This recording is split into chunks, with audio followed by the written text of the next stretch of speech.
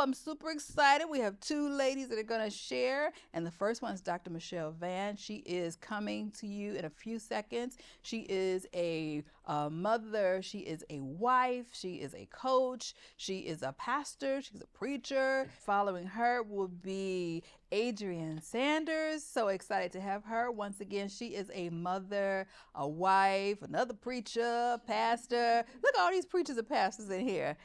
She is a business owner as well as a she's a veteran. She doesn't look like it because she's so young and beautiful. You know, you think about veterans, you think about old people, but she's a veteran. So I'm so excited to welcome them both to the stage. So come on, Michelle, do what you do. I am Dr. Michelle Van. I am from Wichita, Kansas. And I kind of got into spaces of dealing with women. My dad was a pastor. My husband's mother was a pastor. And so I think I knew from being a little kid that at some point I was going to marry a pastor. And they kind of talked about what's your passion. I was that kid that I taught. I would set all my dolls up and I would teach for so long, and then I would preach because that was who I was. And so I think all of my life I've been that. I wasn't ever really scared to talk in front of the church. I mean, I didn't really love it, but it was who I was. And so, teaching, being that teacher, being that person, being that nurturer. So I knew that I was either going to be a teacher or a nurse. And then my mom made me be a CNA for some time. And then I didn't realize that being a CNA has nothing really to do with nursing because all you're doing is wiping butts. And so then I was like, okay, you know what? If this is what it is, I'm not doing this. And so I was that teacher. And so I think what happened for me is I taught. So I taught for about 20 years. I taught public school, taught elementary school for a good number of years. And then I graduated from elementary school to middle school. I went from a second grade classroom to an eighth grade classroom. And the behavior didn't change much, but I could have better conversations. Okay? They were the same people. They were just taller, and they had a little bit more with it. And so as I was in classrooms, and we would have conversations just like this. And this is exactly how I had class. We would have class. I was a social studies teacher, so we could talk about anything. It was an amazing thing. We literally could talk about the world, and I loved it. My eighth graders were great. And people would go, how can you be with eighth graders? Well, first of all, I became an eighth grader, so some of my friends would tell me, girl, you acting like a middle schooler. I don't know, I'm with them every day. It rubs off. I'm sorry. And so as I did that, as I worked with them, we would have these conversations. So we had conversations around what was going on, what was happening in the world. And as we did that, towards the end, before I had my decision to leave that space, we had a conversation about Ferguson. We had a conversation about what happens when Black lives no longer matter. And we were talking about it, and I was talking to my students, and somebody raised their hand and they said, hey, miss, I have a name, but okay, whatever. Why are you here? What are you doing here? Well, teaching. Well, but you should be like Oprah or somebody. Like you should talk to people for real. I was like, y'all aren't real people? Well, no, we really aren't. And then I had this epiphanal moment. Coming in, I had you're good. I had a great day. Okay, so if you have ever been a teacher, worked with teachers, one of the things that you know is that as a teacher, during Christmas break, winter break, because we can't call it Christmas because it's technically not Christian, but during winter break, I created these phenomenal lessons.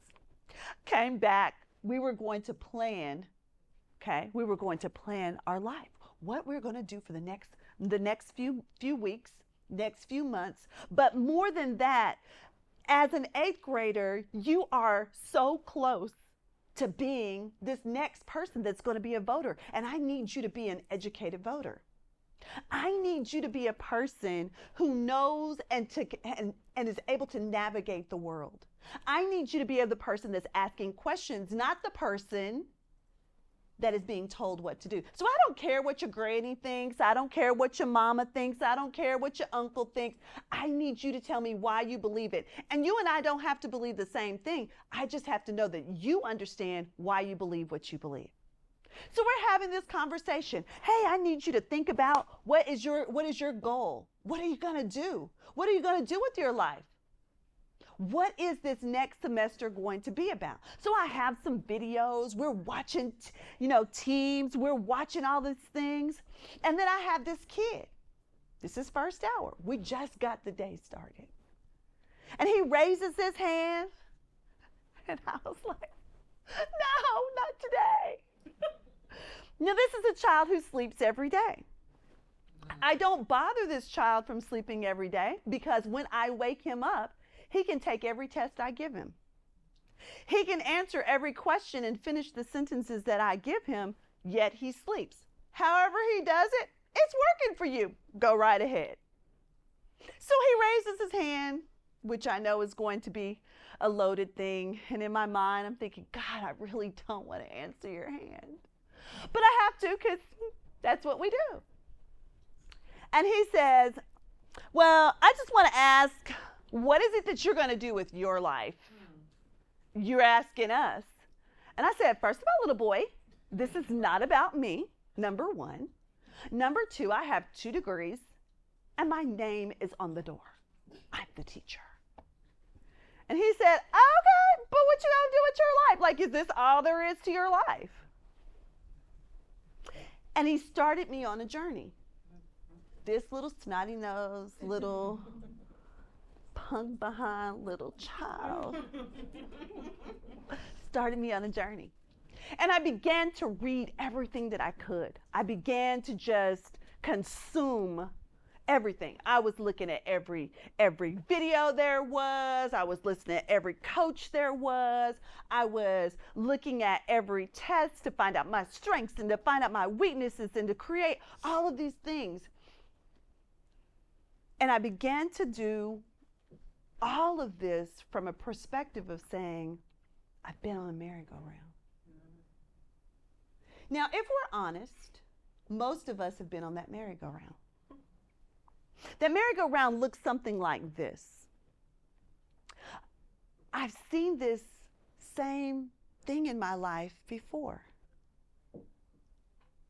That same problem, that same situation, those same people, those same circumstances, I see them revolving and I see them, this is a different day, it's a different year, it's a different circumstance, but it's the same doggone people. It's the same situation, it's the same stuff I'm going through. And God began to show me that it was a merry-go-round. See, here's the thing about a merry-go-round. A merry-go-round seems to be fun. Because it's in the middle of every amusement park that you've ever been in, right? It's the center thing that happens there. The thing about a merry-go-round is that it's attractive. It's got mirrors, it's got music, and it's got phenomenal colors, right?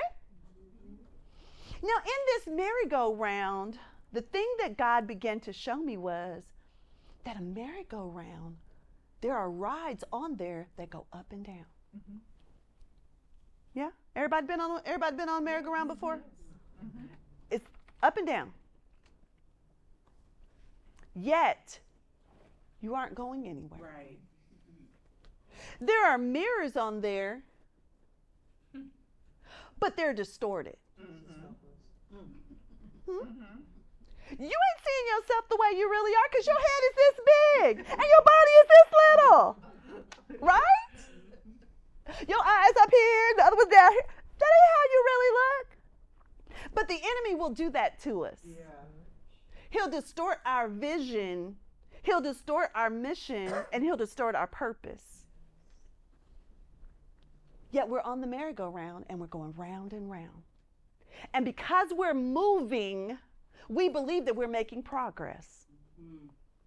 So somebody said, what's my purpose? What's my vision? What is my mission? What am I supposed to be doing? But if I remain on that merry-go-round, I will get stagnant because I believe that this movement is really my mission.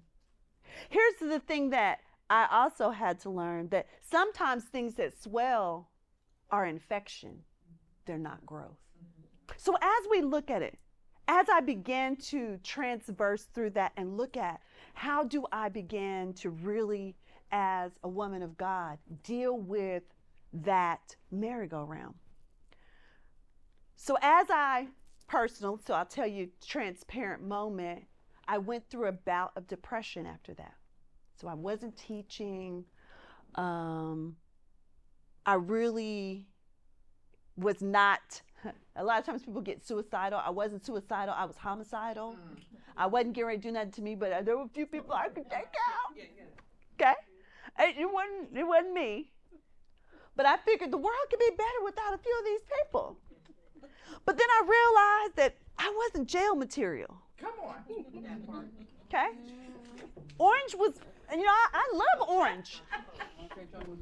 But I couldn't do it.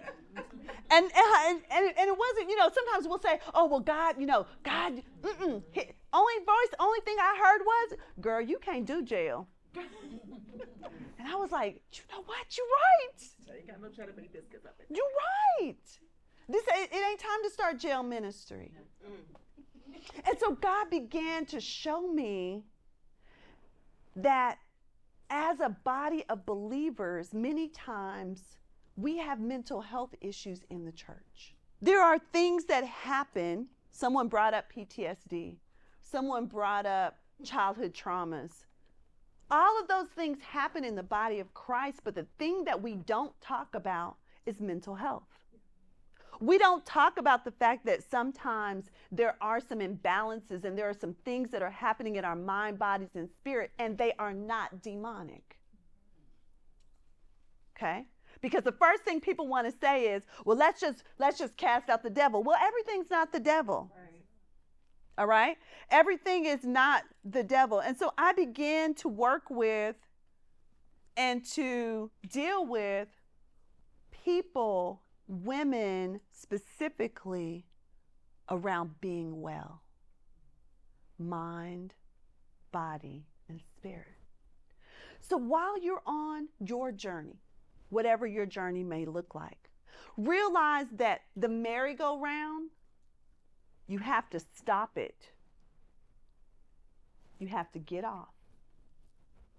And you have to begin the journey again. There is this piece in which our mental health, our physical health, our emotional health must be dealt with. Yes, pray. I'll never tell you not to do that. Get some therapy. It's okay. Find you a good therapist. There are Christian ones. Find you a good coach. I think Jalima said that earlier. Find you a good coach. Find you a person that can help you with your nutrition. Because some of the things that we are dealing with, some of the things that are going on in our bodies, is because we're not eating right. The things that we're putting on our skin, and we're ingesting all of these toxins. So as we get our story right, as we go on our journey, as we prepare our mind, body, and spirit for where we are and where we're going to go, we have to be well. It is great to build a business. It is great to build a nonprofit. But if your body is broke down and your mind is tired, you will be of no good to you or your family or your clients. So before you do anything else, make sure you're well. Make sure you're whole. And find joy in what God has called you to do. As you've already heard, I'm a mother, I'm a grandmother, actually I have 2 grandchildren as well. I'm a wife of 17 years, I'm a U.S. Army veteran, and I also am a full-time federal employee with Department of Health and Human Services in Chicago, downtown Chicago, Illinois.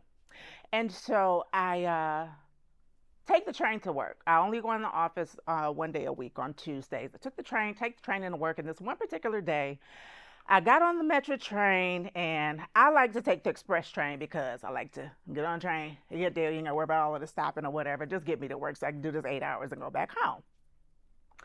So I get on the train this day, and I notice that there's a young lady that comes on. She's got a backpack. She's got her headphones on, you know, and she's just, you know, just chilling, you know. So the train takes off. I get on at the 211 stop. Train goes to Homewood. After the train stops in Homewood, it expresses, right, to 59th Street. And so we get on at Homewood, and I think this lady she's anticipating her stop at a certain place. And the train zooms right by this place that she wants to get off. And so I see her get up, and she goes over to the trainman, and she says, hey, I was supposed to get off at such and such. And he says, well, this is an express train. This train is not stopping there. We're going all the way to 59th Street. So you're going to have to wait until we get to 59th Street, and then, you know, have to catch a train back to the suburbs. So I don't know if she's going to school or going to work or whatever obligation she has, but it appears that now whatever time limit or time requirement that you've had is now busted, because we got to go all the way to 59th Street now. And so I'm observing this from my seat, and I ask myself the question, and say, wow, what have I missed because I haven't been listening? What have I missed because I wasn't paying attention? So it wouldn't serve me right to not let you know that there was an announcement that came over the intercom, and it says, hey, this train is an express train. Our last stop is going to be at the Homewood station. After the Homewood station, this train is going to express to 59th Street. She's got earphones in her ears. She's reading a book. She's got her backpack on, totally oblivious to the announcement. Nobody's gonna, hey, did you hear what they just said? Because we're all in our own little worlds. So I figure, you know, you on an express train, right? This train is not gonna stop at 63rd. We're going all the way to 59th. God, what have we missed? What have I missed because my ears have been plugged? What have I missed because I wasn't paying attention? Jalima said earlier today in our businesses that it is the utmost that we pray and include God in everything that we are doing. We include him in our plans. We say, okay, God, this is what I have. Is this what you want? Is this what you have for me? Is this what you have for this plan? And then we wait for him to reply. But if we're not listening for the reply, if we're not paying attention and looking for those signs, looking for all of those things that we need in order to bring about a desired outcome in our businesses, in our families, in our lives, in our finances, and all of those things that we've talked about up until this point this weekend, we're missing the crux of what God really wants us to be and do in our specified assignments, because we're not listening. And so I began to think about my business, even the times that I was in the military, the times that I was in high school, the times that I've gone through college, currently in school right now, as a matter of fact. And I'm like, and I always, since that day, actually, it was kind of a pivotal moment, because it makes you think, what is the cost? Not only what have we missed, but what is the cost of not listening? Because believe it or not, what we go through is not about us. We go through what we go through to help the next person. So what cost is it when we're not listening, when we're not paying attention? How is it costing the person that we're supposed to be helping, those that God has assigned to us?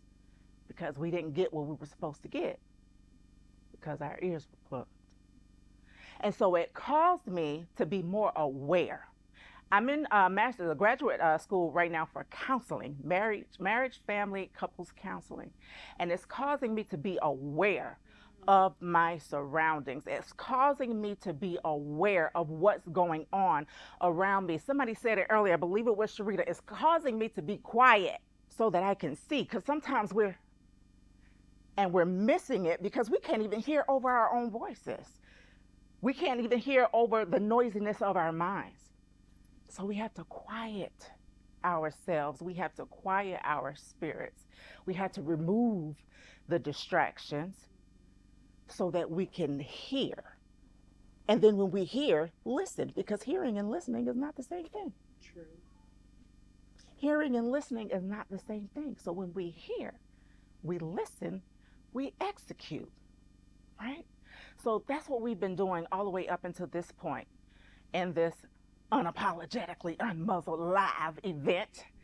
We've been listening to Dr. Monique. We've listened to Pastor Ty. We've listened to Jalima. We've listened to each other.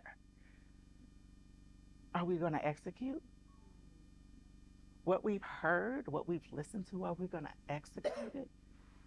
Are we going to take the initiative to really get down in those mission statements, those vision statements that we talked about earlier today? Are we going to put those into practice? Because I've already said that's my room time tonight. I got to go and scribble in my student workbook to get some things going. I was talking to Michelle earlier, and she unlocked some things in me that I didn't know. But just because of being in this space, that's why I was saying we cannot take this weekend for granted. We cannot take for granted that we are being elevated even in this space. We can't take it for granted. We have to listen, calm our spirits, and receive. And that is what I have for you on this day.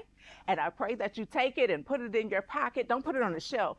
Put it in your pocket, pull it out when you need it, and really evaluate. Have I been listening? Have I missed something? Has something gone over my head because I wasn't paying attention? Do I need to take my earbuds out so that I can hear what is for me in order to progress to the next level? Y'all be blessed. Goodness, this was my version of a TED Talk. We call it the Unmuzzled Talks. And they're part of my very first TED Talk. So give it up for the Unmuzzled Talks. Wasn't that so good? You know, for me, I have always been about empowering women. And my heart is to bring other women with me. It's never been about the Monique Matlock Fleming show. People may think so, but it's not. One morning I woke up to a beautiful text from Michelle and just kind of, oh goodness, just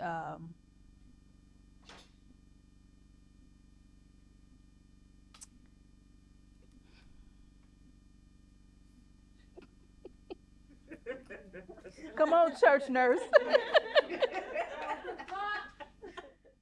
Just saying how she's just it was a beautiful text, just saying she appreciates being a part of this community and how I make space for other women, and it's real and it's authentic, and how that's not out there. You see a lot of women doing stuff and they're not really making space for other women. It's all about them. And you know, you messed me up that day, and here you done messed me up again today. Because when I read the words, it was what my heart's desire is. It has always been. And people say, "Oh, it's about her. It's about." You don't know me. It ain't about me. It's about Michelle. It's about Adrian. It's about Chandra. It's about Sugar Pie over there. It's about a Pastor Chanel. It's about a Monica. It's about baby girl. It's about Sharita. It's about Quincy. Oh, Jalima crying too. Lord have mercy. It's about it's about all these women and all these stories. And even while Jalima was teaching, I was doing my best not to cry. Oh, wow. Because when I see you here, I remember when we met, and I remember she was in that square because we was on Zoom. Quiet, shy. She had the goods. and just needed somebody to help pull it out of her. Just like everybody. Adrian said, I don't know where you at, but I'm about to hook on to you. I'm going to keep going.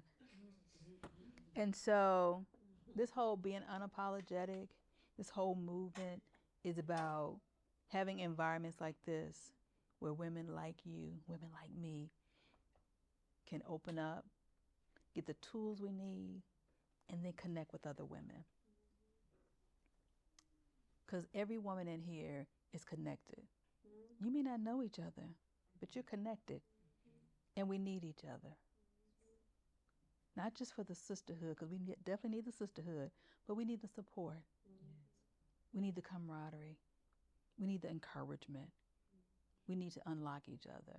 And oftentimes you don't find environments like this where women are real and the love is real and we're cheering for you. I'm cheering for you. You know, I don't have to have the seat up here. My greatest seat is sitting right over there and feeling like mama and watching ladies go forward and creating platforms. So that's what I do, is I create platforms. And so this afternoon was about not me, it was about you hearing from other women who got the goods. And I thank Michelle and I thank Adrian for being a part of my very first Unmuzzled Talk, my version of TED Talk. To bring you some encouragement today, to bring you some empowerment, and to just kind of solidify all the things that have happened over the last 2 days. And we still got one more day. Are we going to make it? We're going to try to make it. We're going to make it through. So today we are done. But of course, you know, we have a reception on the other side. You know how we do, where we can hang out, have fun, talk, mix and mingle. Please, if you don't mind, Carlos is going to be taking videos of you if you'd like to share a testimony about what you've experienced. Please, we want to include that. So put your lipstick on, put your lip gloss on if you don't mind, and just share your experience. It doesn't have to be anything long, but just share what you've experienced so far and why it's important to be here. And I think that's it. Jalima, anything I missed for today? Okay, I think we're ready. I think we're ready. All right.